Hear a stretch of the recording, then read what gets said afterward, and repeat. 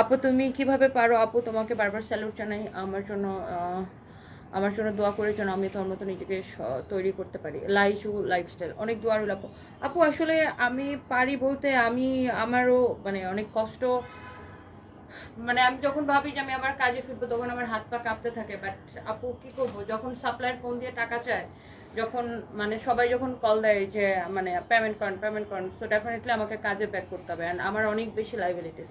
So যার বিজনেসের পরিধি যত বেশি বড় তার লাইবিলিটিস তত বেশি। সো চাইলেই আসলে অনেক কিছু জীবনে করা।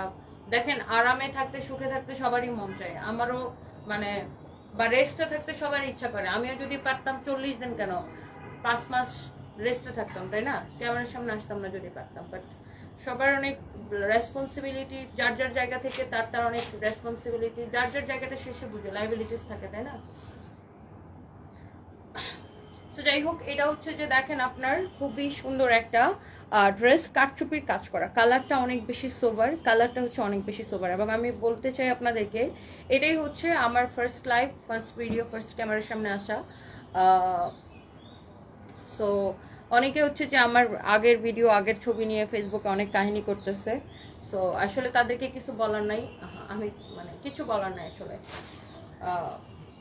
তারা যেটা ভালো মনে করতেছে, যেটা করে মজা পাইতেছে সেটা করতেছে। বাট উপরে একজন আছে, আল্লাহ নিশ্চয়ই দেখতেছে।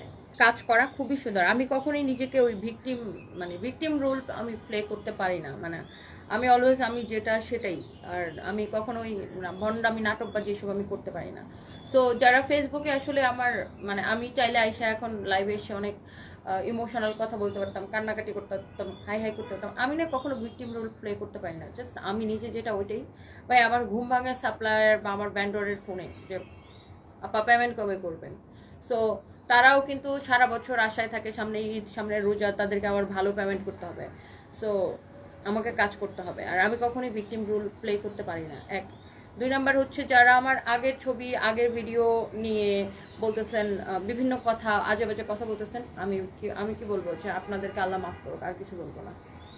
টাইম উইল সে, মানে আমার আমি আমি জাস্ট এতটুকু বলতে চাই যে দেখেন, আমার কাজ আমার পরিচয়, আমি কিছু বলতে চাই না। আর আমার কাজ কথা বলবে, আমার পরিশ্রম কথা বলবে, আমার কাজ কথা বলবে, এটাই।